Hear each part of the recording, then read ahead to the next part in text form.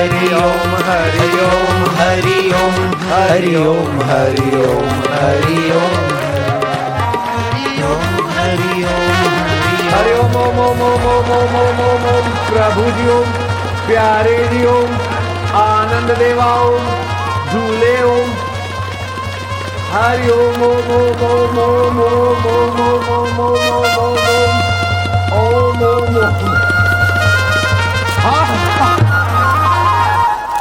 आयो लाल हड़ई कयो झूले। ये चैत्र शुद्ध एकम गुड़ी पड़वा का दिन है। विश्व में 3.5 मुहूर्त, बिना मुहूर्त के मुहूर्त, उसमें का ये है मुहूर्त। आज के दिन कुछ भी चालू करो बिना मुहूर्त के मुहूर्त, बैठो। एक मुहूर्त तो ये हुआ कि एक मैदान को नन्हा बना दिया, गुड़ी पर्व का ये मुहूर्त है। अब ये मैदान में प्रोग्राम होंगे तो छोटा ही छोटा बनता जाओ। हरि ओम हरि ओम हरि ओम नारायण हरि हरि ओम हरि हरि ओम हरि।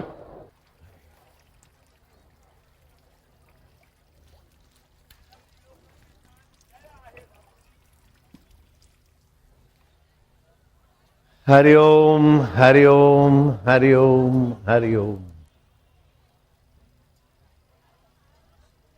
संवत 1117 में हिंदुओं को सताया गया मृख बादशाह के द्वारा। जितना वो महत्वाकांक्षी था, अपने राजा को तलवार के घाट उतार के गद्दी पे बैठ गया था वो सरदार। तो वो राजधानी का राजा बन गया। धाक जमाने के लिए कुछ करूं, मुल्ला मौलवियों से घिरा था। हिंदुओं को मुसलमान बनाओ, अल्लाह ताला तुम्हारे पर और भी राजी होंगे। अरे मूर्ख, किसी को जबरन धर्म परिवर्तन करना, भगवान कृष्ण कहते हैं स्वधर्मे निधनम श्रेयम। अपने अपने धर्म में कोई अपना कर्तव्य पालते मर जाना अच्छा है, लेकिन धर्मांतरित होना बड़ा पाप है, बड़ी दुर्गति है। अपना धर्म नहीं छोड़ना चाहिए। गुरु तेग बहादुर बोलिया, सुनो सिखो बड़ भागिया, धड़ दीजिए धर्म न छोड़िए।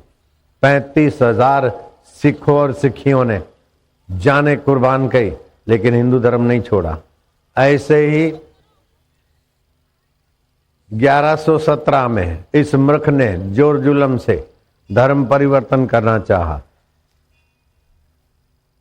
लेकिन सिंधी समूह मिट्टी के पुतले तो थे नहीं, उन्होंने इनकार किया। अब एक तरफ पूरा राज्य और एक तरफ एक समाज है। बताओ कितना कुछ टक्कर लेना पड़ा होगा, है ना? अरे कुछ तो हिलो डुलो, है ना? टक्कर की बात है कि नहीं है? हाँ, तो एक होती है टक्कर नेता नेता की टक्कर, दूसरी होती है लठबाज की टक्कर, तीसरी होती है पैसे वाले की टक्कर, सट्टे वाले की टक्कर। लेकिन यहां टक्कर निराली थी। पैसा भी था, नेता भी थे, राज्य भी था, बंदूकें भी थी, मौत के घाट उतारने की साजिशें भी थी, ऐसे महत्वाकांक्षा भी थी। ऐसे व्यक्ति से टक्कर लेने वाला वो सिंधी समाज कैसा रहा होगा कि न जान गई न धर्म गया, लेकिन बदले में भगवान का अवतार हुआ। उसी का नाम है झूलेलाल अवतार। आपको एक युक्ति बता दूंगा आज, 1-2। आपके जीवन में भी आएगा टकराव और टक्कर। न आपका पैसा जाए, न आपका धन जाए, न आपका माल जाए, न आपकी मिल्कत जाए, न आपकी इज्जत जाए, लेकिन आपकी इज्जत, धन, माल और वो कोई टक्कर मारने वाले आए तो आप ऐसा काम करो कि उन्हीं की टक्कर से वही घूम घूम के ठिकाने लग जाए और तुम बापू की नहीं जोगी रे क्या जादू है तुम्हारे प्यार। मेरे ऊपर कैसा आंधी तूफान आ गया और कैसा चला गया। कोई किसी हार्ट अटैक में, कोई किधर, हम तो भाई जय जय सिया राम।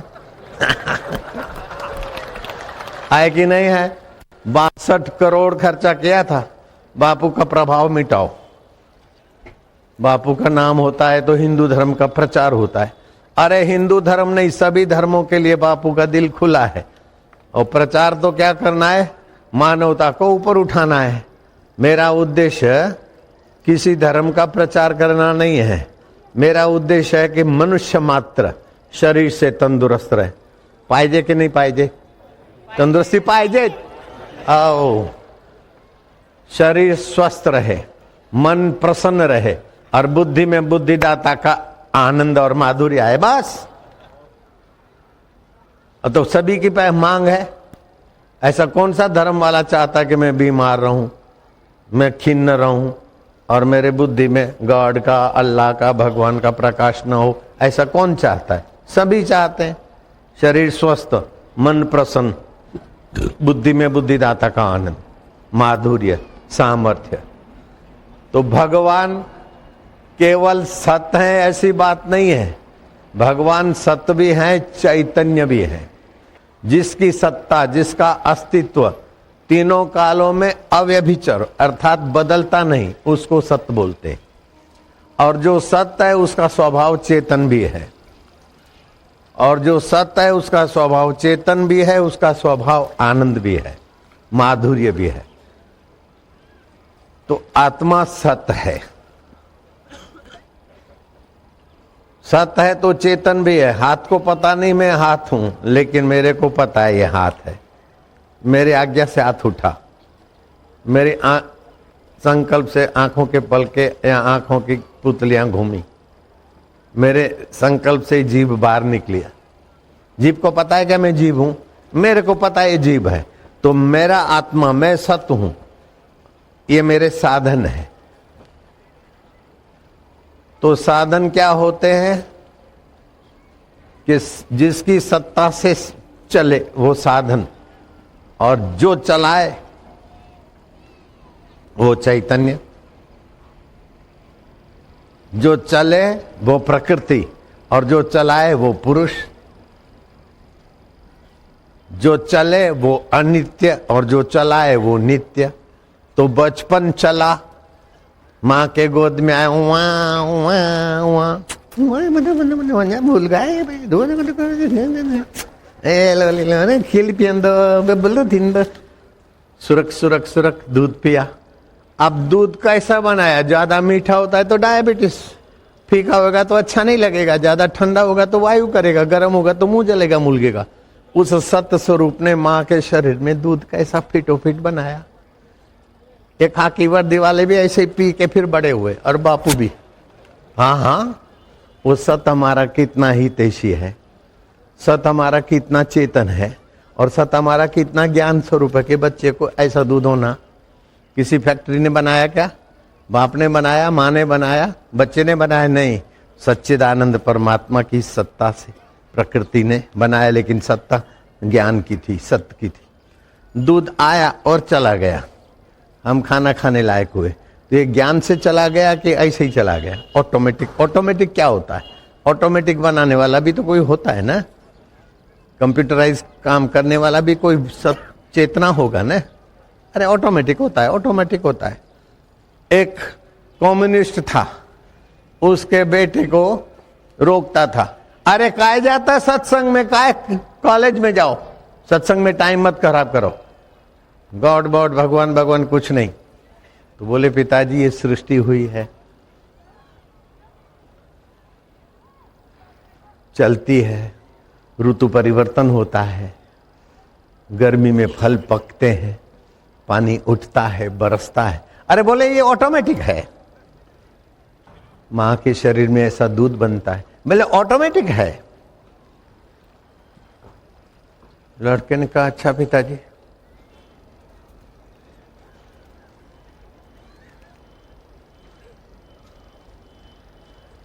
और कॉलेज के बहाने निकल गया, सत्संग सुन के एकांत में बैठा, और उसके दिमाग में कुछ सूझा। एक बढ़िया सुंदर चित्र उसने बनाया, रेखा चित्र। और पापा फैक्ट्री से आए, उसके सामने ही उसके कमरे में दिखे, ओह वेरी गुड पिक्चर उस ब्रॉड। कौन लाया? लड़के ने कॉलर संभालते हुए कहा, पापा कोई लाया नहीं, ये ऑटोमेटिक लग गया। अरे ऑटोमेटिक इधर कैसे लगेगा? अरे बोले सब सारी दुनिया ऑटोमेटिक होती है, तो ये पिक्चर ऑटोमेटिक आ गया। बोले नहीं, ये पिक्चर बनाने वाला कोई होगा और बनाकर फ्रेमिंग करने वाला कोई होगा और फिर यहाँ खीली ठोकने वाला कोई होगा, फिर ऐसे एंगल से रखने वाला कोई दिमाग होगा। ऑटोमेटिक नहीं हो सकता, इसमें बुद्धि लगी है, ज्ञान है, इसमें लगाने में ज्ञान है, तभी ऐसे लगा है। बोले पिताजी क्या आज गर्मी था तो हवाएं चली, गर्मी से हवाएं पतली होती है ऑटोमेटिक। बोले हाँ, तो हवाएं चली और कागज उठकर मेरी मेज पे आया, फिर स्याही पड़ी थी, गर्मी हुई, ऑटोमेटिक ढक्कन उड़ गया और फिर स्याही ऑटोमेटिक धुल गई और फिर हवा लगी, ऑटोमेटिक इधर आ गया। बोले इम्पॉसिबल, इम्पॉसिबल, इम्पॉसिबल। बोले पिताजी जरा सा पिक्चर ऑटोमेटिक नहीं है तो चंद्रमा कला बदलता है, सूरज के यहाँ नक्षत्र और पृथ्वी चक्कर मारती है, ये सब ऑटोमेटिक है कि कोई नियंता है? बोले बेटा आज तक तो मैं तेरा बाप था, लेकिन अब तू सत्संग सुन के मेरा बाप हो गया। जरूर कोई नियंता है, दूध ऑटोमेटिक नहीं बनता। जब एक पिक्चर ऑटोमेटिक नहीं लगती तो दूध ऑटोमेटिक कैसे बनेगा? बच्चा बड़ा हो गया तो दूध बंद हो जाता है और फिर दूसरा भैया आने वाला है तो दूध चालू हो जाता है। और मां के दूध से बच्चा जितना रुष्ट पुष्ट होता है, बुद्धिमान होता है, उतना डब्बे के दूध से बच्चे का तबीयत खराब होता है। ये ऑटोमेटिक कैसे है? ये व्यवस्था है। विज्ञानी चिल्लाए कि अगर अपना यौवन संभालना हो तो बच्चों को दूध मत पिलाओ, तो विज्ञानियों के बातों में आकर विदेशी महिलाएं बोतल का दूध पिलाने लगी, डब्बे का दूध पिलाने लगी। अपना दूध नहीं पिलाएंगे क्योंकि बच्चा दूध पीता है तो एनर्जी जाती है, यौवन चला जाएगा और स्तन का कैंसर होना चालू हो गया और बच्चे पशु का दूध पी के पशु जैसे हो गए। बाद में विज्ञानियों ने कान पकड़े कि हमारी भूल हो गई। ऑटोमेटिक नहीं है, विज्ञानियों की बुद्धि से काम नहीं होता है, भगवान की कृपा से काम होता है। दुनिया के सारे विज्ञानी मिलकर भी 1 किलो घास नहीं 1000 किलो घास में देता हूं, 1 लीटर दूध तो बनाओ ऑटोमेटिक मशीन में, बनेगा क्या? आप पानी को तोड़ते हैं तो हाइड्रोजन ऑक्सीजन मिलता है, लेकिन हाइड्रोजन ऑक्सीजन को मिलाओ तो पानी नहीं बनता। क्यों? कि उसमें बादलों में हाइड्रोजन ऑक्सीजन इकट्ठा होता है, फिर बिजली चमकती है, उसको विज्ञानी बोलते कैटालिटिक एजेंट। बिजली चमकती है तब वो पानी बनता है। तो बिजली चमकाना और पानी हाइड्रोजन ऑक्सीजन को रस में पानी बनाना, ये ईश्वर की सत्ता का काम है, नॉट ऑटोमेटिक। जयराम जी बोलना पड़ेगा। और जिसको ऑटोमेटिक बोलते, स्वाभाविक बोलते, उसमें भी गहराई में परमात्मा का जो सिद्धांत है, नियम है। जैसे ये गेंदे के फूल है सस्ते भी हैं, गेंदे का पौधा घर में बना दो। आप इस गेंदे के पौधे की शोभा दिन को घर में देखो, रात को कमरे में रख दो तो मच्छर ऑटोमेटिक भाग जाता है। देखो मैं मजाक में भी बहुत तुम्हारी तबीयत की बात कर रहा हूं। ये फूल घर में रखोगे, मैं मच्छरदानी लगाता और मेरे कमरे में जालियां होती, फिर भी कहां से मच्छर घुस जाते और तुम्हारे बापू का खून पीते। यार तुम खून पियोगे तो मैं उधर कैसा खर्चा करूंगा? फिर मेरे को आइडिया आई कि जहां ये फूल होते हैं वहां से मच्छर भाग जाते हैं। तो ये भी सिद्धांत है, मच्छरों को इसकी गंध परेशान करती है। तो मैं एक गमला अपने कमरे में रख देता हूँ, शाम के समय मेरे सेवक रख देते, मच्छरलेस, बिना मच्छरदानी के आराम से सोता हूँ। ये ऑटोमेटिक नहीं है, ये ईश्वर का सिद्धांत है कि नहीं है? मनुष्य मुंह से खाए, ये ईश्वरीय सिद्धांत है। अब ऑटोमेटिक होता है, मुंह से उठा के यूं खाएंगे कि उठा के इधर खाएंगे? ऑटोमेटिक है तो करो कुछ ऑटोमेटिक। श्वास नाक से ही लेंगे मुंह से खाएंगे, नाक दबाएंगे तो। एक बड़े संत हो गए 108 साल के, अभी उनकी समाधि जगन्नाथ भगवान के मंदिर का, जो भगवान को श्रृंगार करते नहलाते, वहां से जो नाली जाती है भगवान के चरणामृत की, उधर उसकी समाधि है। इतना बड़ा संत, उनका नाम था मलुकदास। भगवान कहते हैं यदा यदा ही धर्मस्य ग्लानिर्भवति भारत, जब जब धर्म की हानि होती है, अहंकारी मूर्ख जैसे, कंस जैसे, रावण जैसे लोग प्रजा का उत्पीड़न करते हैं, हिरण्याकश्यप जैसे, ऐसे तब मैं अवतार लेता हूं, और उसके बिना भी अवतार लेता हूं। युगे युगे अयुगे अयुगे, युगे और अयुग हो, समय युग परिवर्तन हो चाहे न हो। जैसे द्रौपदी ने पुकारा तो भगवान साड़ियों के रूप में प्रकट हो गए।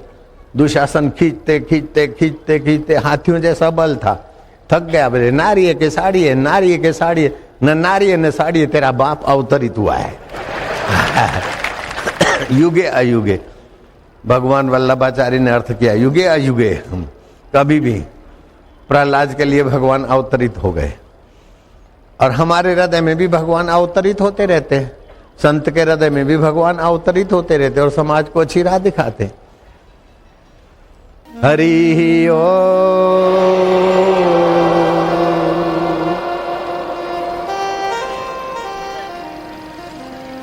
हरि ओम।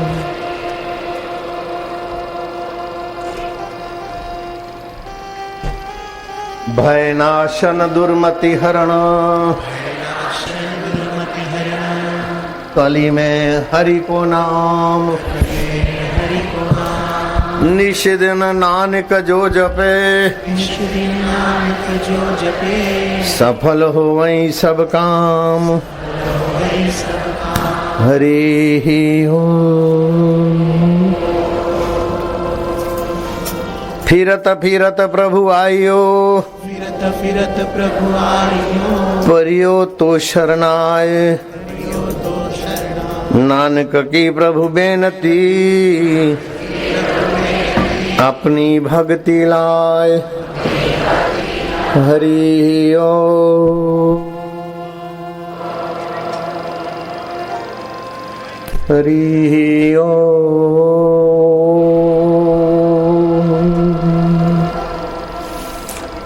जैसे सूर्य के किरण बिखरे हैं, बिलोरी कांच लाते हो तो सूर्य की ऊर्जा एक जगह दाहक रूप में प्रकट हो जाती है।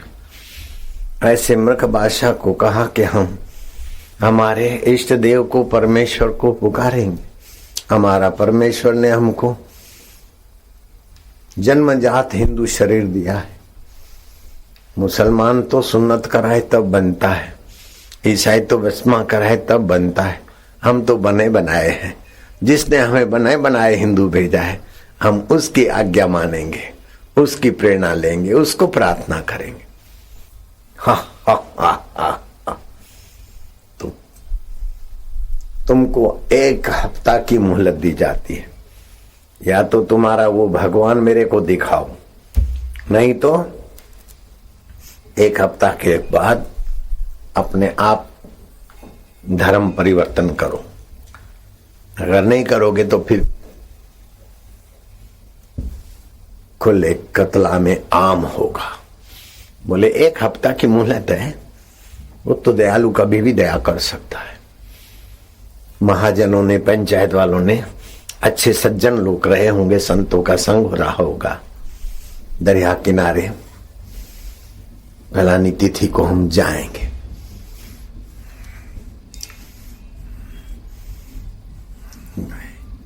सुबह सुबह सभी लोग आ गए, भगवान के नाम का उच्चारण और दरिया की लहरों को देखते गए। जैसे शिव जी कहते हैं, जला नाम सागरो राजा यथा भवती पावरते। जलाशयों में सागर राजा है, वहां जाते ही मन विशाल हो जाता है, शांत, आह्लादित, आनंदित हो जाता है। कभी भी तुमको तो बंबई वाले हो, दरिया किनारे एकांत में बैठने को मिले तो उनकी लहरों को देखो। लहरों जो लाल भी तू तेरा मकान आला। झूलेलाल तो अवतार बाद में हुआ, लेकिन झूलता हुआ जलाशय को देखकर, हे मेरे लालों के लाल परमेश्वर, तू नंदलाल बना, देवकी नंदन बना। अब हम कष्ट में हैं, हम अपना धर्म कैसे छोड़ेंगे? हमको जन्मजात तुमने हिंदू के परिवार में जन्म दिया है, अब तुम ही कृपा करके हमारी रक्षा कर सकते हो।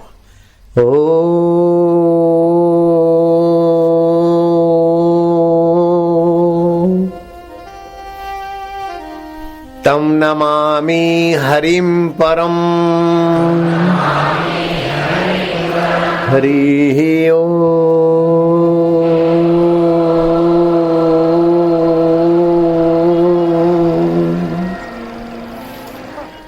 अब तुम इतने संख्या में बैठे हो, तुम बड़े पुण्य आत्मा हो कि झूलेलाल अवतरण के निमित्त जो सत्संग सुनने को मिलेगा वो तुम्हारे दिल में भी झूलेलाल का अवतरण कर देगा, अंतरात्मा का।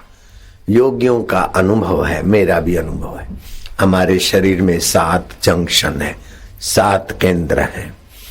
बच्चा पैदा होता है, पैदा होने से 7 साल तक उसका पहला केंद्र विकसित होता है, जिसको बोलते हैं मूलाधार केंद्र।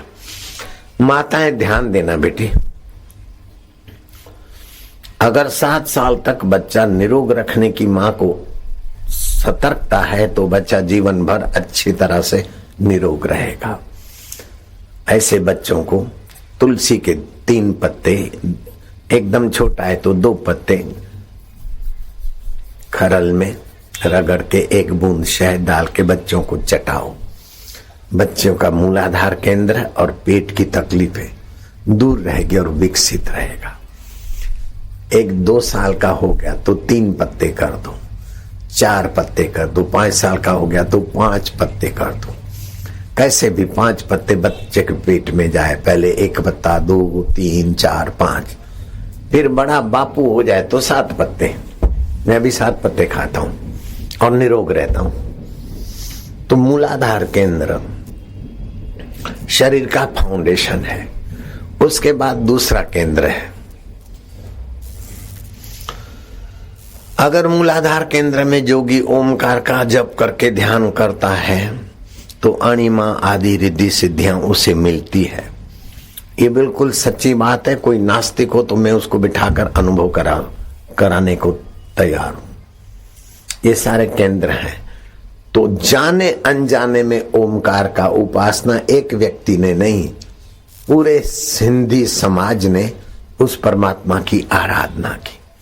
अब एक व्यक्ति बोलता है या निर्णय करता है, उसका जो बल बनता है उससे 2 व्यक्ति का 11 गुना बल हो जाता है, 3 व्यक्ति का फिर 22 गुना नहीं होगा।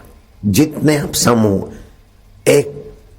एक विचार का है उतना एक आत्मिक शक्ति से भी बड़ी शक्ति बनती है। ये एक ईश्वरीय सिद्धांत है, ऑटोमेटिक नहीं, ईश्वरीय सिद्धांत है। जब किसी उद्देश्य के लिए नर समूह, मनुष्य समूह एकत्रित हो जाता है और वही संकल्प दोहराता है तो ईश्वर की सृष्टि में, प्रकृति में उथल पाथल होकर उस संकल्प के अनुरूप घटना घटती है। जैसे मूलाधार केंद्र की उपासना साधना करने से सत्य संकल्प सिद्धि, त्रिकाल दर्शन, स्वाधिष्ठान केंद्र की साधना करने से अनसुने अनदेखे शास्त्रों का रहस्य प्रकट हो जाता है। मैं कोई किताब शास्त्र नहीं पढ़ता हूं, लेकिन शास्त्रों के रहस्य की कथा सुनकर देश परदेश में, अभी अमेरिका लोग सुन रहा है, तो ये दूसरा केंद्र विकसित होने से ऐसा होता है। ये ईश्वरीय विधान है। तीसरा केंद्र मणिपुर केंद्र, इसकी साधना और इधर ध्यान एकाग्र होने से सर्व दुख निवृत्ति और मनोरथ की सिद्धि आदि शक्तियां आती है। चौथा केंद्र यहाँ हृदय केंद्र है। हृदय केंद्र विकसित होता है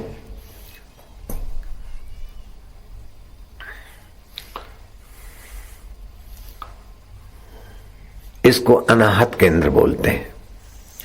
इसकी महिमा अवर्णीय होती है।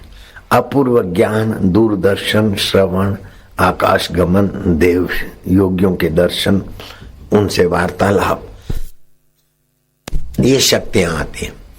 अगर कंठ कूप में जैसे हम यूं कराते ना तो आपको तो ये साधारण लगता है, लेकिन आपका कितना इससे भला होता है उसका वर्णन मैं नहीं कर सकता हूँ। जरा जरा बात में दुखी हो गए, जरा जरा बात में आकर्षित हो गए तो कुत्ता भी जानता है, जलेबी देख के पूंछ हिलाएगा, डंडा देख के पूंछ दबाएगा। जरा जरा बात में खुश हो जाना, जरा जरा बात में नाराज और डर जाना, ये तो एकदम बेवकूफ लोगों का काम है। क्षणे रुष्टा क्षणे तुष्टा, रुष्टा तुष्टा क्षणे क्षणे। ये केंद्र विकसित होगा तो आप सम रहेंगे। सुख में ज्यादा सुखी मत होना, सुख में सुखी होकर डूबोगे तो सुख तुमको खोखला बनाएगा। दुख में ज्यादा दुखी मत होना, दुख तुमको डरा देगा, कमजोर कर देगा। हाँ, आप सोचना हमदाद, ये भी नहीं रहेगा, ये भी गुजर जाएगा, दुख भी गुजर जाएगा, सुख भी गुजर जाएगा, लेकिन सच्चिदानंद उसको परमात्मा जानने वाला मेरे साथ रह जाएगा। बचपन भी गुजर गया, जवानी भी गुजर गई, दुख भी गुजर गए, बीमारियां भी गुजर गई, लेकिन उसको जानने वाला मेरा परमेश्वर मेरे साथ है। ओम ओम। इससे आपकी योग्यता बढ़ेगी। डिग्रियां लेकर, सर्टिफिकेट बढ़ाकर आप नौकर बन सकते, पेट पालू बन सकते हैं, लेकिन हृदय को पूछने वाला ज्ञान तो सत्संग से मिलेगा। ईश्वर प्राप्ति के लिए अथवा सुखी रहने के लिए डिग्रियों की जरूरत नहीं है, सुविधाओं के लिए डिग्रियों की जरूरत है, लेकिन सुख में और सुविधाओं में फर्क है। सुविधाएं अमीरों के पास रह सकती है, लेकिन सुख अमीरों के पास हो ये कोई जरूरी नहीं है।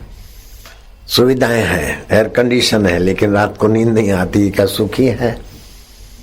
सुविधाएं हैं, वाहवाही है, पैसा है, लेकिन पति पत्नी की बनती नहीं। डायबिटीज है, नौकर मौज उड़ा रहे हैं और सेठ को रूखी रोटी खानी पड़ती है। नौकर कार में घूम रहे और सेठ को पैरालाइज हो गई। सुख कहाँ है? सुविधा है। सुखी तो निर्दोष आदमी होता है, जितना सरल हृदय के होते हैं, स्वाभाविक होते, वे संत को देखकर आनंदित होते, दौड़ते, दर्शन करते, रस में, लेकिन सुविधा वाला अपने को बनाकर रखता है। जो सहज होता है वो सुखी होता है। एक मंत्री था, मिनिस्टर, अपने बेटे को बोला कि बेटा देख, वो लोग आ रहे हैं, उनके यहाँ सड़क बनानी है, पानी अभी होना मुश्किल है, मैंने चुनाव में घोषणा किया था, अब वो आ रहे हैं, सिर खपाएंगे, मैं भोरे में बेसमेंट में जाके बैठता हूँ, तुम उनको बोलना पापा मिनिस्टर साहब घर पे नहीं है, समय आने के बाद तुम्हारा देखेंगे ऑफिस में, और फिर देखेंगे, करेंगे तुम्हारा पानी का, लाइट का व्यवस्था फिर करेंगे, अभी पिताजी घर में नहीं है, ऐसा जाके उनको बोलो। बच्चा आया, बोले पापा बोलते हैं कि वो आएंगे, सिर खपाएंगे, अभी उनको बोलो कि पानी का ये वो सब तुम्हारा करेंगे, पापा अभी घर में नहीं है, ऐसा बोल दो उनको। जैसा था बच्चे ने बता दिया, तो बच्चा तो आनंद में रहता है, लेकिन वो जो चतुर आदमी है उतना आनंद में नहीं रहता जितना निर्दोष आदमी आनंद में रहता है।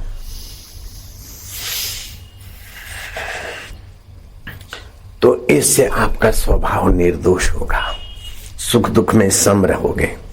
फिर इधर ये केंद्र है जिसको बोलते हैं शिव नेत्र।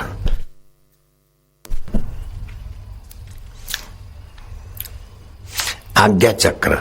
इधर आकर ध्यान करते हो ओमकार का, गुरु का, भगवान का, तो आपकी पाप नाशिनी शक्ति पैदा होती है। आपको यक्ष, राक्षस, गंधर्व, किन्नर, अप्सराएं आपका अभिवादन करेंगे। आपकी कृपा से उनका मंगल होगा, वे आपके अनुरूप चलेंगे।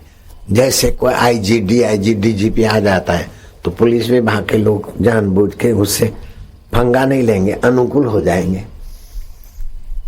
डीजीपी आ गया तो 3 स्टार हो, चाहे डीएसपी हो, चाहे डीआईजी हो, चाहे आईजी हो, सब अनुकूल हो जाते हैं। ऐसे ही यहां ध्यान करने में कई शक्तियां अनुकूल हो जाती। तो आपको मैं सभी को सलाह दिया करता हूं कि यहां ध्यान किया करो, ओमकार का दर्शन किया करो, गुरु का दर्शन किया करो। आईएएस ऑफिसर बनने की डिग्री आएगी, फिर भी वो शांति, वो पावर नहीं आएगा जितना इधर गुरु का या ओमकार का ध्यान करने से होगा। भगवान शिव जी पार्वती को बोलते नास्ति ध्यानम समम तीर्थम, ध्यान के समान कोई तीर्थ नहीं। नास्ति ध्यानम समम यज्ञम, यज्ञ से तो वस्तु स्वाहा होती, लेकिन ध्यान से तुम्हारा पाप और दुख स्वाहा होते। नास्ति ध्यानम समम दानम, दान से तो तुम्हारा धन शुद्ध होता है, लेकिन ध्यान से तुम स्वयं शुद्ध आत्म स्वरूप में वैभव में जगते हो। तो इस केंद्र में आए तो जिनको मृख बादशाह ने दबाया था, तुम धर्म परिवर्तन करो नहीं तो तुम्हारा कत्ले आम करा दिया जाएगा। तो ओमकार का जप करते हैं, किसी का किधर किसी का किधर, केंद्र में रुकावट हुआ। फिर साज बजाए, कीर्तन किया, कभी ध्यान किया। एक दिन बीता, सुबह से लगे थे, शाम हो गई, रात हो गई, दरिया किनारे जो कुछ ओढ़ने बिछाने का रहा होगा, लेकिन उपवास है। उपवास एक तपस्या है। ऐसा कोई उत्सव नहीं, ऐसा कोई उत्साह नहीं कि जिसके पीछे पहले तपस्या न हो। आप पास हुए हैं तो पहले मेहनत की तपस्या है, तब पास होने का उत्साह है। फिर किसी भी काम में आपने उत्साह से काम किया है, कठिनाई सही है, तब उसका फल उत्साह आया है। ऐसे सब नहीं मिलता। जिनको भी तुम जरा ऊंचाई पर देखते हो, किसी को रुष्ट पुष्ट देखते हो, गद्दी पे बैठते हो, तो गद्दी के कारण रुष्ट पुष्ट नहीं है। उसने जो भोजन किया वो पचाया है, पानी पिया है वो पचाया है, जो कुछ किया है उसने ठीक से किया, इसीलिए ऊंची गद्दी पे दिखता है। ऊंची गद्दी के कारण ऊंचा नहीं है, लेकिन उसने पहले उस विषय में यात्रा की है। तो ऐसे ऊंचे केंद्रों में जिसकी एकाग्रता हो जाती, उसका मनोरथ फलता है। अब एक महापुरुष का मनोरथ फल सकता है, तो इतने सारे सिंधी भक्त माइया भाइया लगे, तो दूसरा दिन बीता है। तीसरे दिन का सुबह हुआ, और सुबह दोपहर में बदला, दोपहर शाम में बदली, और देखा तो दरिया शाम में। संध्या के समय उथल पाथल में एक प्रकाश प्रकाश प्रकाश, प्रकाश में से एक युवक घोड़े सवार नजीक आता जा रहा है। अरे हिंदू, तुमने अपने धर्म को थामे रखा है और मेरी आराधना किया है। मैं नसरपुर रत्नानी के घर अवतरित होऊंगा और मृख का ये अमानवीय निर्णय बदलूंगा। तुम जाओ सुख से, तुम्हारे व्रत से, उपवास से, तुम्हारे ओमकार जप से और ध्यान से मैं प्रसन्न हूं। जैसे वसुदेव देवकी के यहाँ भगवान कृष्ण अवतरित हुए, ऐसे नसरपुर में देवकी माता और रतन राय के घर, वो अच्छे महाजन थे। बड़ी उम्र में बालक का आना, वातावरण में चार चांद लग गए। आकर कहा लोगों ने मृख बादशाह को कि हमारा भगवान का अवतार होगा, नसरपुर में होगा, अभी होगा एक आध सप्ताह में, और फिर वो भगवान आपको सीख देंगे, आप अच्छे रास्ते चलोगे, देखेंगे तुम्हारा कौन सा भगवान। वजीर आहा को बोला ध्यान रखो, नसरपुर में कुछ हो रहा है क्या। खबर आई कि हाँ, बड़ी उम्र के रतन राय देवकी के यहाँ बालक का जन्म हुआ है, जाओ बालक को ले आओ, अगर वो नहीं लाता तो बालक को वहीं मार डालो। शातिल था, जैसे कंस कृष्ण को मारने की सोचता है, ऐसे मृख बादशाह उस बालक को मरवाने के लिए आहा वजीर को गुलाब में पॉइजन जहर डाल कर देता है। बच्चे को देखना और उसके नाक के आगे रखना, जहर की गंध से बच्चा मर जाएगा, फिर देखें इनका कौन सा भगवान है। मृख बादशाह की आज्ञा से वजीर आहा गया, तुम्हारे यहाँ बालक का जन्म हुआ है, मैं बधाई देने आया हूं। और बादशाह सलामत ने आपको बच्चे को हाजिर करने को कहा। रतन राय सिम गए कि इतना मासूम बच्चा, और वो क्या दुष्ट करेगा कंस जैसा सोचकर, हे भगवान अब मैं क्या करूं। थोड़ी देर शांत हो गए। शांत होकर जब प्रार्थना होती है ना, प्रार्थना तब फलती है जब आपको अपना सामर्थ्य और दूसरे का भरोसा बाहर का छोटा लगता है, और भगवान का भरोसा और सामर्थ्य पर पूरा विश्वास होता है, प्रार्थना उसी समय प्रभु स्वीकार कर लेते। आप डरना नहीं, आप अकेले नहीं हो। सारी दुनिया एक तरफ हो जाए, लेकिन आपके हृदय में भगवान की सत्ता, भगवान की व्यापकता, भगवान की महिमा और भगवान में अपनात्व है, तो हजारों हजारों नहीं, पूरी सृष्टि एक तरफ विरुद्ध खड़ी हो जाए और आपका ईश्वर में विश्वास है, देर सबेर आपकी विजय हो जाएगी। बिल्कुल पक्की बात है। तुम अकेले नहीं हो, तुम्हारा अंतर्यामी प्रभु तुम्हारे साथ है और वो प्रार्थना सुनता है, जरूर सुनता है। प्रार्थना से बड़े बड़े काम हुए। आप कभी भी कोई मुसीबत में फंसो चाहे न फंसो, भगवान को प्रार्थना करो कि प्रभु आनंद दाता ज्ञान हमको दीजिए। क्या ज्ञान दे? कि आप सत्य हो, आप चेतन हो, आप आनंद रूप हो। संसार माया है आपकी, बदलाने वाली। सुख दुख आता ही चला जाता है, मान अपमान आता ही चला जाता है, बचपन जुआनी आती चली जाती, बुढ़ापा और मौत आती चली जाती, लेकिन आत्मा शाश्वत है, परमात्मा शाश्वत है। दिव्य जीवन हो हमारा। तुच्छ जीवन और दिव्य जीवन किसको बोलते हैं? शरीर को मैं मानते हैं और दुख सुख में दुखी सुखी होते रहते हैं, ये तुच्छ जीवन है। लेकिन आत्मा को मैं जानते। दुख मन को होता है, बीमारी शरीर को आती है, दुख सुख मन को होता है, चिंता चित्त को होती है। मैं उसको जानने वाला चैतन्य हूँ, मैं प्रभु का हूँ, प्रभु मेरा है, तो ये दिव्य जीवन होता है। और मैं दुखी हूँ, मैं पापी हूँ, मैं सुखी हूँ, मैं धर्मात्मा हूँ, ये तुच्छ जीवन है। मैं भगवान का हूँ, भगवान मेरे हैं, ये दिव्य जीवन है।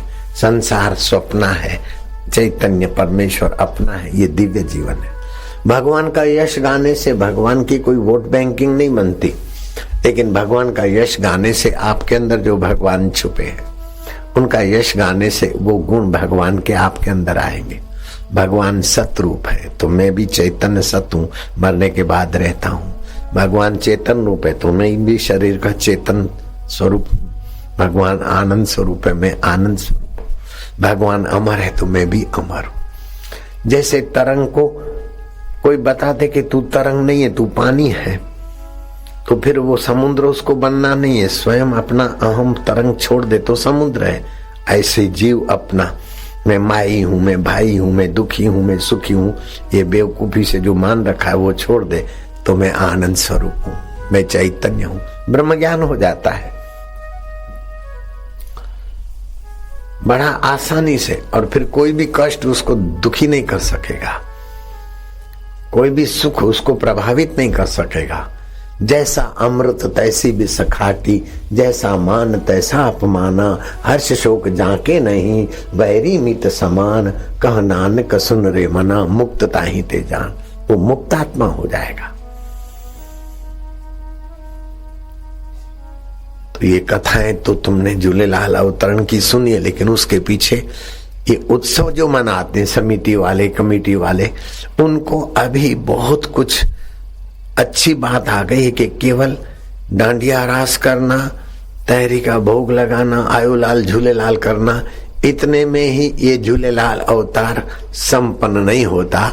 लेकिन झूलेलाल अवतार के निमित्त समाज में सत्संग मिले, समाज में सहजता मिले, समाज में सोई हुई शक्तियां जगाने का ज्ञान मिले, तो झूलेलाल अवतार की महानता का फायदा मिलता है। एक घड़ी आधी घड़ी, आधी में पुनियाध, तुलसी संगत साधकी, हरे कोटि अपराध, सुख देवे दुख को हरे, करे पाप का अंत, कह कबीर वो कब मिले, परम स्नेही संत। जिसका परमात्मा के साथ स्नेह है, ऐसे संत मिले। भेनर ड्यो वाधायूं खुशूं थी मनाया, लधी सार जोगिन जिन जी मां आया। बुधो थम अचन प्या पिरी प्रेम वारा, पिरन जे अचन जी जिनी डिनी जै खबरा, घोरिया तिनता मोती हीरन जा हंबारा। इंदा जे गाड़ीअ में पिरी प्रेम वारा, चुमाते गाड़ीअ जा फिथा फिरण वारा। बुधो थम अचन प्या पिरी प्रेम वारा। जिनको परमात्मा प्रेम की प्राप्ति हुई है, परमात्मा ज्ञान की प्राप्ति हुई है, परमात्मा रस की प्राप्ति हुई है। ऐसे जब संत मिलते हैं तो हमारी हजारों दिन की साधना एक दिन में सफल हो जाती है, हजारों दिन का ज्ञान एक दिन में उभर आता है। मैं दुनिया भर के सारे स्कूल, कॉलेज, यूनिवर्सिटियां, विश्वविद्यालय पढ़ा के सर्टिफिकेटों की ट्रकें भर के घूमता तो भी मेरा इतना कल्याण नहीं होता जितना सत्संग से हो गया, परमात्मा को अपना मानने से हो गया। बड़े आराम से हुआ है, मेहनत नहीं है, केवल इरादा अपना हो जाए, उद्देश्य हो जाए कि मैं भगवान को पाऊंगा। जो मेरा अंतरात्मा है वो मेरा रक्षक है, पोषक है।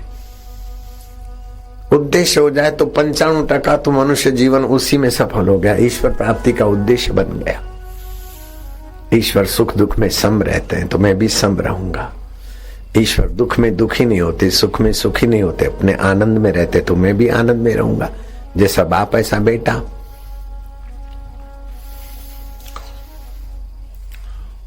उद्देश्य बना लो कि हम सुख दुख में सम रहेंगे, लाभ हानि में सम रहेंगे। संसार स्वप्न है, हमदाद सब गुजर जाएगा, लेकिन उसको जानने वाला जो का त्यों रहता है।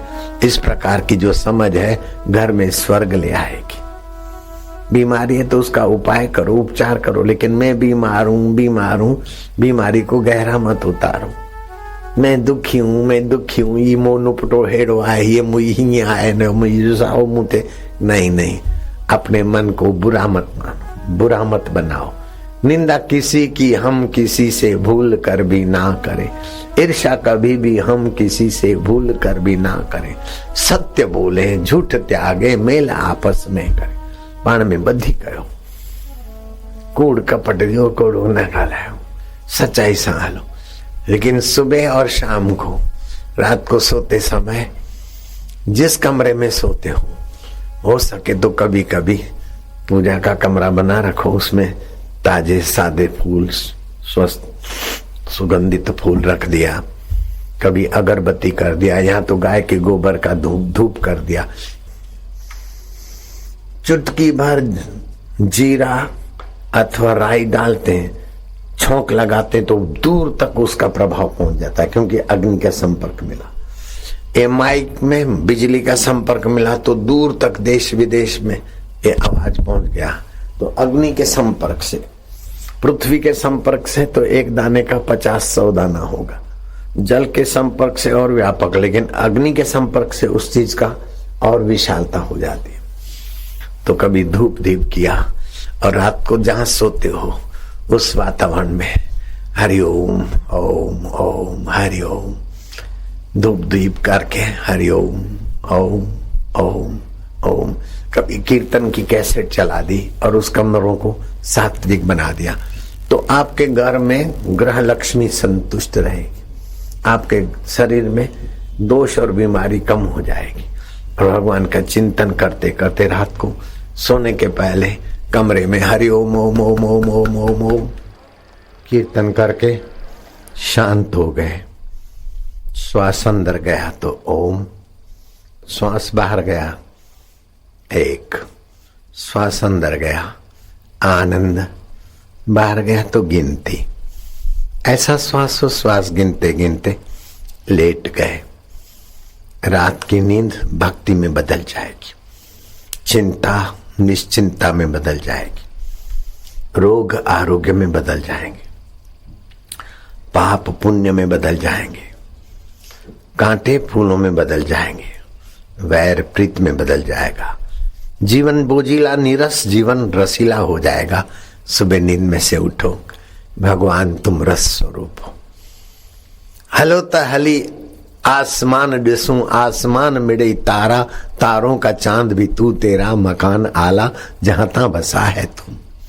चलो तो चले दरिया देखें, दरिया मिड़े राहिब, दरिया में सब जाने वाले यात्री, राहिब का रब भी तू, तेरा मकान आला, जहां ता बसा है तुम। हलो तो हली बाजार देखूं, बाजार में मिड़ी आदम, आदम का दम भी तू, श्वासोश्वास तेरी सत्ता से चलता है। वाह प्रभु वाह, वाह प्रभु वाह।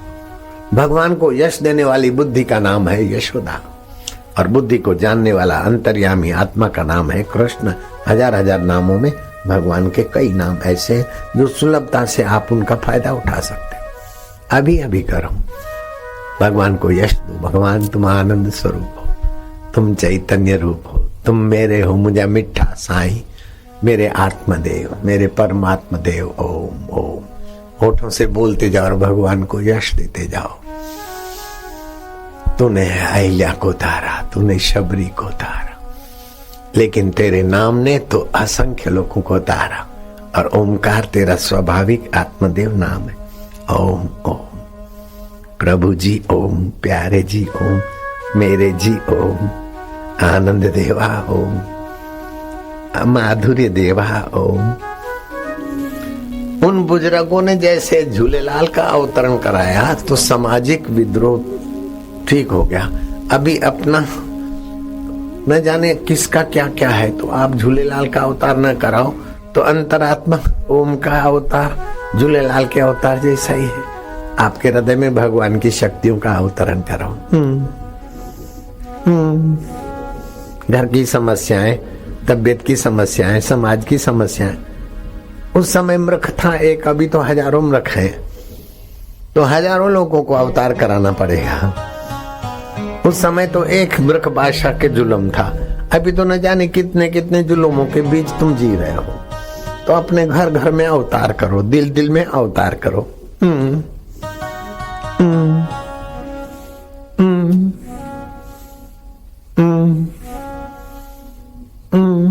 माना वो आत्मा परमात्मा मेरा है, मैं परमात्मा का हूं, मुझे उसी का आनंद पाना है, मैं उसमय हो जाऊं। वया जादू हणी मुझे जिये में जोगी, तिन सामने कहते संभारिया थी, करे याद उन्हनि जी रहमत खे, मां वर वर ओडो निहारियो। न जाने क्या क्या साजिश हुई। 1000 वर्ष तक मुगलों ने, यवनों ने राज किया, 200 वर्ष अंग्रेजों ने राज्य किया। यूनान की संस्कृति प्राचीन थी, मिस्र की संस्कृति प्राचीन थी, रोम की संस्कृति प्राचीन, और भारत की संस्कृति प्राचीन है। इन 3 संस्कृतियों को तो इन लोगों ने अजायब घर में धकेल दिया। ए हिंदुओं, केवल हिंदुओं की संस्कृति है, उसको मिटाने के लिए न जाने कहां कहां से विदेश के धर्मांतरण वालों का दबाव पड़ता है, वो भगवान जाने। लेकिन हिंदू धर्म पर बड़ा अत्याचार हो रहा है, ये आप बर्दाश्त करेंगे तो फिर झूलेलाल का अवतार न जाने किस लाल के रूप में हो जाए, भगवान जाने। सब मिट गए जहां से अब तक, मगर है बाकी नामो निशान हमारा, मना हिंदुस्तान का। कुछ बात है कि हस्ती मिटती नहीं हमारी, सदियों रहा है दुश्मन देरे जहां हमारा। ये कौन सी ताकत है हिंदुओं के पास कि 3 संस्कृति को तो उन्होंने अजायब घर में मिटा के रख दिया, लेकिन हिंदू संस्कृति के पीछे कभी कोई कानून, कभी कोई कानून बना बना कर आए, और वास्तु डिगामा और क्या क्या आए, मैकालिन पद्धति वाले क्या क्या है, लेकिन अभी तक चल रही है। इसमें वैदिक सत्य है। ध्यान देना, आपको हंसी आएगी। एक चुटकुला सुनाता हूं। मुल्ला नसरुद्दीन बैठा था, किसी अजनबी आदमी ने धड़ाक से तमाचा रख दिया। मुल्ला नसरुद्दीन कुछ बोले उसके पहले ही उस आदमी ने कहा, मुल्ला गुस्ताखी माफ करना, गलती हो गई। लेकिन उसकी गलती हो गई बोलने में भी व्यंग था। मुल्ला जबरदस्त आदमी था, मजबूत, हाथ पकड़ा, ले गया काजी के पास। बोले इसने मेरे को नाहक तमाचा मारा है। तो काजी था ने, उसका और वो अजनबी आदमी का आपस में पहले से ही मिली भगत थी। उसने बोला तमाचा तो तुमको मारा, फिर क्या हुआ? बोले अजनबी आदमी ने कहा फिर मैंने माफी मांग ली। तो काजी बोलता फिर तो हो गया। मुल्ला ने कहा हद हो गई, कोई जानबूझ के तमाचा मारे और माफी मांग ले तो बस हो गया। तो आपको भी कोई ऐसा करे तो क्या बात? बोले नहीं नहीं, मैं इसको दंड देता हूं, 1 रुपया जुर्माना मुल्ला को दे दो। उसने कहा मेरे जेब में नहीं, मैं घर से ले आता हूं। वो आदमी गया तो गया। काफी देर हुई तो मुल्ला ने पूछा कि 1 थप्पड़ रख दे जोरों की और उसका जुर्माना 1 रुपया होता है। बोले हाँ बस ये काफी है। मुल्ला ने कस के काजी को रख दी। बोले वो 1 रुपया लाएगा, तुम ले लेना, मैं अभी जाता हूं। काजी साहब देंगे कंजर मौज रखी इस बराबर जो पंजो मैं वो रुपए जो मेरे को दिलाने वाले हो तुम ले लेना, मैं जाता हूं। काजी ने सोचा नहीं होगा कि मुल्ला नसरुद्दीन इतना अकल वाला भी है, लेकिन कभी कभी तो छोटे आदमी के द्वारा भी भगवान बहुत बड़ी बात कर देते हैं। ऐसे ही एक दरवेश, सिंधी लोग समझते दरवेश किसको बोलते हैं, सूफी फकीर दरवेश हज करने को जा रहा था। रास्ते में किसी गांव में रहना था। दरवेश ने पूछा कि कौन है ऐसा भगवान का प्यारा, अल्लाह का प्यारा कि मैं रात गुजारा करूं। दरवेश ने कहा देखो अच्छी जगह बताना। बोले हाँ वो फलाना सेठ है शाकिर। सेठ तो बहुत है इस नगर में, लेकिन वो शाकिर, शुक्र गुजारने वाले को शाकिर बोलते हैं। तुम उधर चले जाओ, जितना उसका महल मकान बड़ा है उतना उसका दिल भी बड़ा है। तो दरवेश ने शाकिर के यहां एक दिन नहीं 2 दिन गुजारे। शाकिर जितना आदमी धनी था, प्रभावशाली था, उतना नम्र भी था। फकीरों की सेवा से उसके अंदर सद्गुण आ गए थे।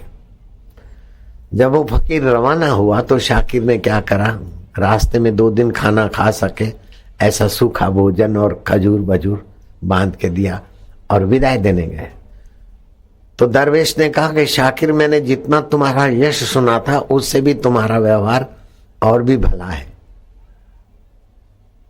तो शाकिर कहता है ध्यान देना, हाँ अहमदाद अहमदाद, आखिर ये भी नहीं रहेगा। दरवेश ने सोचा कि शाकिर जैसा आदमी बोलता है अहमदाद, ये भी नहीं रहेगा। और मेरे को मेरे फकीर ने कहा है कि कोई भी बात सुनो तो जरा उसकी गहराई में जाना, धीरज रखना। दरवेश सोचता सोचता बगदाद गया, हज करने को गया। लौट के आया तो शाकिर का मकान मिले ही नहीं। वहां 1.5-2 साल रहने को था, रह के आया। शाकिर ने जिसने इतनी मेरी खिदमत की थी, ऐसा भला आदमी, उसका महल, अरे बोले जोरों की बाढ़ आई, कई शाकिर बह गए और तुम्हारे शाकिर का तो मकान भी बह गया, रोजगार भी बह गया। एक किसान क्या मजदूरी करता है, झोंपड़े में रहता है। दरवेश ने सोचा कि जिसके यहां मैंने सहूलियत पाई उसकी दुखद अवस्था में मुझे जाना ही चाहिए। दरवेश दरवेश होते हैं। शाकिर के यहां गए तो एक खेत के मजदूरों की झोंपड़ी, कन्या बड़ी हो गई, विवाह लायक, लेकिन यहां कौन करता है विवाह। मजदूरी कर रहा है खेत में, एक टाट बिछा के दिया, रूखी रोटी खिलाई। दरवेश को बड़ा दुख हुआ। बोले शाकिर अल्लाह ने कहां से कहां पटक दिया, आखिर तुम्हारा गुनाह ही क्या था। शाकिर मुस्कुराता हुआ बोला कि दरवेश चिंता न करो, हमदाद हमदाद, यह भी गुजर जाएगा। कोई भी परिस्थिति सदा नहीं रहती, सब बीत जाएगा, हमदाद गुजर जाएगा। संतों का संग मिला है, इसलिए सुख दुख में सम रहना ये मनुष्य जीवन का उद्देश्य है। जो सुख में सुखी, दुख में दुखी, वो तो कुत्ते जैसी बुद्धि है। जरा सा अनुकूल मिला तो पूंछ हिलाई, प्रतिकूलता हुई तो पूंछ दबा दी। एक तो रुपए पैसे और सुविधा का सुख होता है, दूसरा मन में भी ऐसे ही सुख दुख होता है। ऐसा है, ये ऐसा है तो दुखी बनाते, वाह वाह करके सुख बनाते। तो जो जरा जरा बात में सुखी दुखी होता है वो इंसान इंसान कहलाने के लायक नहीं रहता, वो तो पशु और इंसान बराबर हुआ। शाकिर तुमने दरवेशों की सेवा करके बहुत अच्छी समझ पाई, लेकिन फिर भी तुम्हारे जैसा आदमी खेत में मजदूरी करे, जिसके यहाँ हजारों आदमियों को रोजगार मिले और हमारे जैसे दरवेशों की सेवा हो, वो आदमी। बोले हमदाद हमदाद फकीर हमदाद, ये नहीं रहेगा सदा। फकीर चला गया। 1.5-2 साल के बाद फकीर को हुआ कि चलो यात्रा के बहाने शाकिर का दर्शन होगा। हमदाद अमीरी नहीं रही तो गरीबी को भी बोलता है हमदाद। तो क्या उसकी गरीबी मिटी कि नहीं? मैं जाता हूं। पहुंचा फकीर, दरवेश बोलो फकीर बोलो। शाकिर को खोजा तो देखा शाकिर बड़े ठाठ माठ से जीने वाला एक पहले से भी ज्यादा धनाढ्य व्यक्ति हो गया है। शाकिर की बेटियों की शादी बड़े ऊंचे घरानों में हो गई। शाकिर अब खेत का मजदूर नहीं है, वो सैकड़ों एकड़ खेत का वो मालिक हो गया है। खेत के मालिक को कोई संतान नहीं थी और शाकिर का शुक्रगुजारी का स्वभाव से उसने पूरा विल शाकिर के हवाले कर दिया। हीरे जवाहरात और सोने की ईंटें और सोने के जेवर भी शाकिर को हाथ लगे। पहले से भी शाकिर कई गुना आगे की बड़ी पार्टी हो गया। दरवेश ने कहा वाह शाकिर। शाकिर बोलता है हमदाद हमदाद, ये भी नहीं रहेगा, हद हो गई। मैं मक्का जाके आता हूं। मक्का जाकर जब लौटा वो दरवेश तो बेटियों की तो शादी हो गई थी, पति पत्नी थे, लेकिन अब पत्नी विधवा होकर रो रही है और शाकिर कब्रिस्तान में सो रहा है। दरवेश ने कहा हद हो गई। जिसने मेरी ऐसी सेवा की, गरीबी में भी अमीरी में भी, और फिर पहले गरीब अमीरी थी, फिर गरीबी आई, फिर अमीरी आई, अब एकाएक वो दुनिया से चल दिया है। जाऊं उसकी कब्र पर फूल चढ़ाऊंगा, अल्लाह से दुआ मांगूंगा। फकीर जाता है, दरवेश कहो फकीर कहो, उसकी कब्र पर। तो कब्र पर बड़े अक्षरों में लिखा था हमदाद।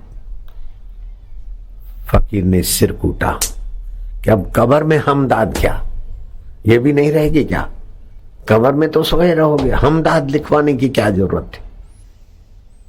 भरी आंखें, फूल चढ़ाए, हमदाद याद आया कि इतना महल नहीं रहा, मजदूरी नहीं रही, फिर सेठपना नहीं रहा, लेकिन यहां कब्र पे हमदाद। फकीर अपने वतन गया, लेकिन शाकिर की कब्र पे जाने के बहाने फिर से वो बगदाद गया।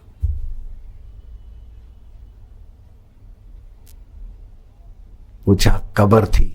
बोले जिलजिला आया था, कब्र गायब हो गई। एक कब्र नहीं, पूरा शमशान गायब हो गया और यहां ऐसी बस्ती हो गई। नई वाशी में समुद्र लहराता था, खाड़ियां थी, वहां बस्ती हो गई हमदाद। जहां बस्ती होती है वहां समुद्र लहराता है, हमदाद। कह रहा है आसमां ये समा भी कुछ नहीं, रो रही है शबनमें ये निजारे कुछ नहीं। जिनके महलों में हजारों रंग के जलते थे फानुश, झाड़ उनकी कब्र पे है और निशान कुछ नहीं। रूप ॾिसी मगरूर न थी, एडो हुस्न ते नाज न कर। रूप सभई रावल जा थई, रावल जा एन रंग घणा। जे तो वट धन ऐं दौलत आ त दौलत सब दाता जी आ, तो वट उन जी अमानत आ हमदाद।